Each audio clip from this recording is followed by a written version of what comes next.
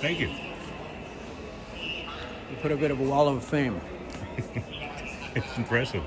including, and for fun, for entertainment purposes, my son Jonathan with Sidney Crosby, it, and yeah. the most famous painting that's ever been painted by hockey.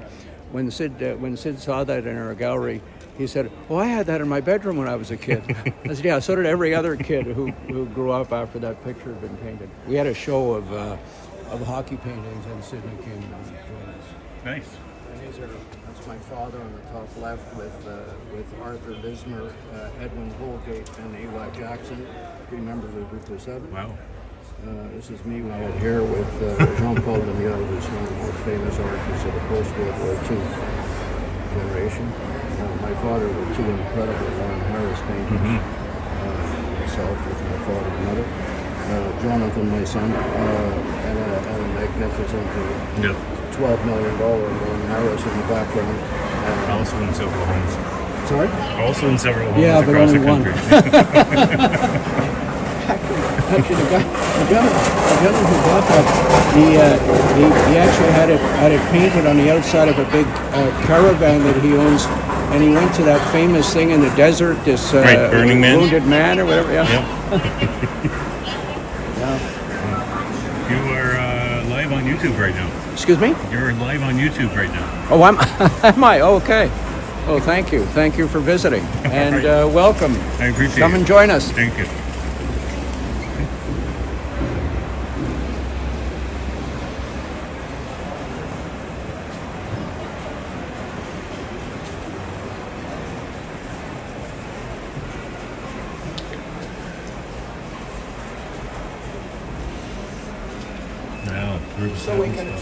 We can continue our tour then. This is Lauren Harris, one of the founding members of the group of 7, and Algoma picture done. He went there in 19, 20, 21. Yep. Edwin Holgate, who was a colleague of his, who was living in Quebec, so he didn't join the group of 7 until about the time they disbanded. Goodrich Roberts, one of the outstanding post-World War II figurative painters, landscape painter who did not paint winter, something rare in Canadian art. So in the winter he goes indoors and paints beautiful still life and figure studies. Urban artist, Montreal-based John Little, who's he's trying to sort of preserve. That really captures winter, doesn't it? Yeah, well, but his message is essentially preserving the urban core as it's being desecrated with suburbanization. And we're just demolishing everything. So he paints the family album before the picture, before everybody grows up and everything changes. Fred Taylor, who was a fascinating artist during the war, he didn't serve in the war. He physically couldn't do it. He was very athletic, but could not serve. And he wanted to have not only the servicemen celebrated, but also the people who were supplying the war effort. So he tried to get it subsidized by officialdom, but it wasn't successful. Even though his brother was E.P. Taylor, one of the $1 a year men, he was a communist-oriented because the Russians in those days used art as propaganda and were paying a lot of money for art, so he was sort of a fan of some of their concepts. And he would bodily go into the factories and he would paint the people as they were working, and his feeling was that they became much more efficient and took much more pride in what they were doing. And then he also did urban work in Montreal. This is in Chinatown, which is, of course, is all changed. A very famous painter of the 1920s and 30s, the Port of Montreal. And Montreal, of course, in these days is the center of Canadian business. And all sort of mechanization of the port and modernism and that whole story. That was the Ferris wheel. Here we have a wall of great Canadian Impressionism.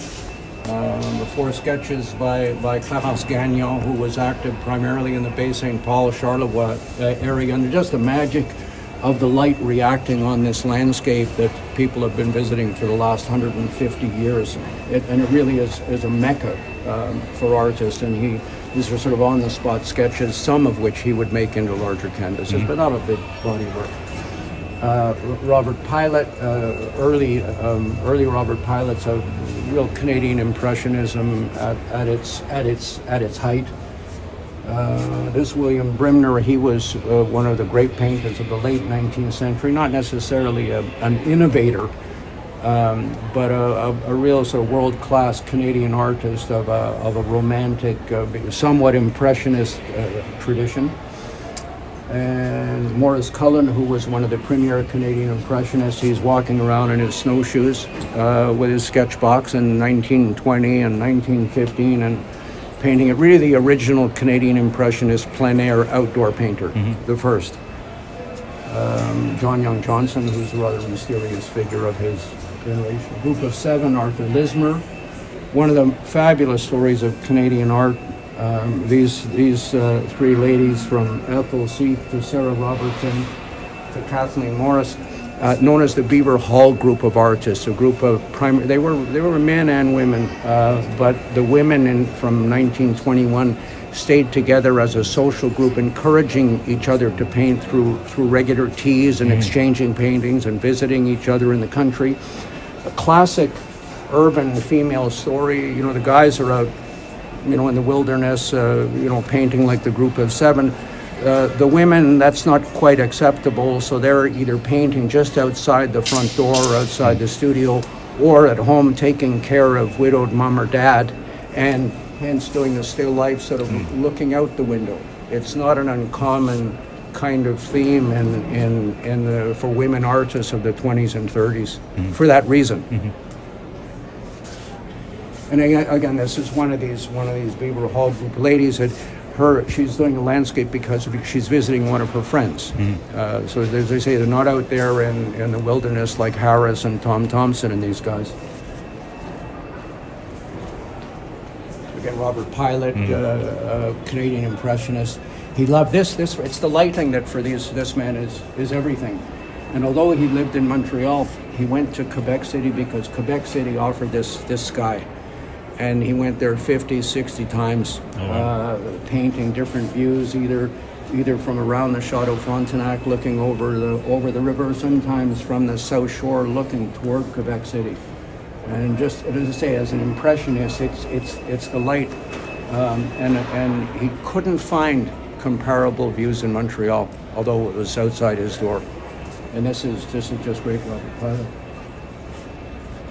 Kathleen Morris, again, one of these Beaver Hall group women painters. She, in her case, was congenitally handicapped, and yet through perseverance and lots of encouragement from her female friends, left an incredible legacy of primarily of urban paintings in Montreal.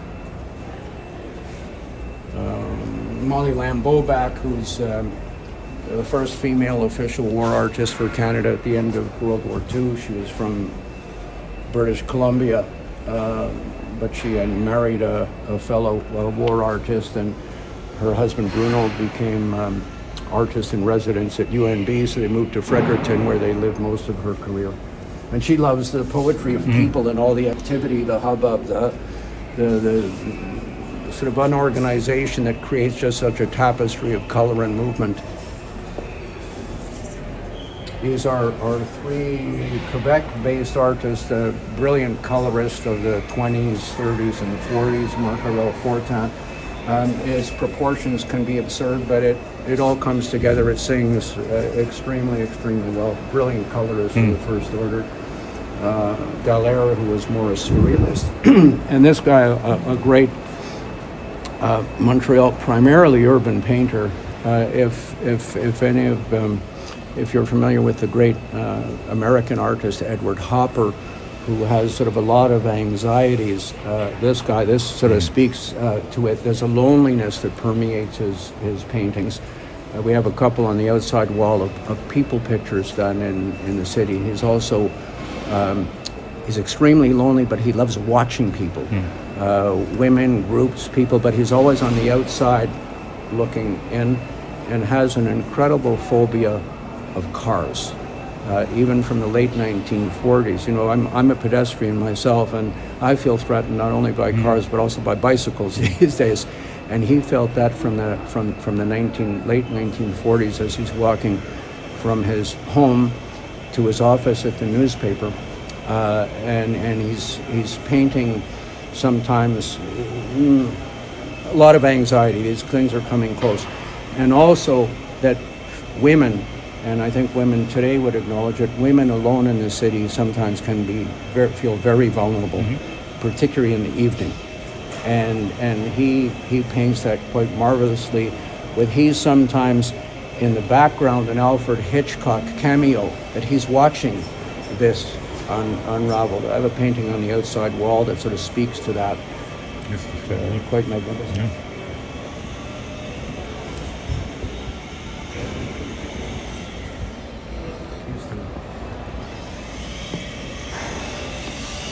It's not in, although the place does exist. He actually lives just up the street, but there's a very surreal aspect to it in the sense that even these light posts, they have no standards. They're just sort of floating little sort of flying saucers as it were.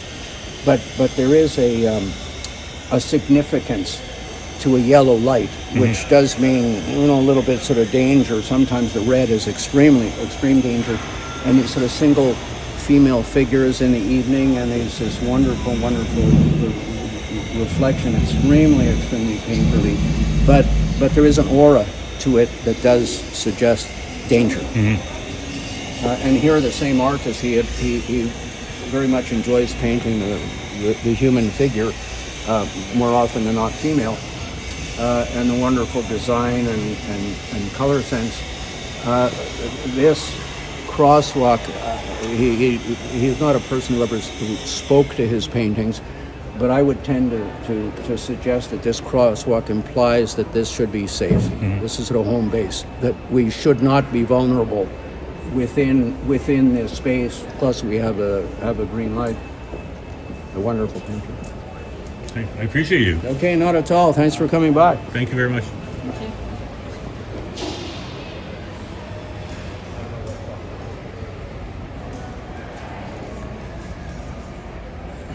Well, that was unexpected. He was very generous with his time.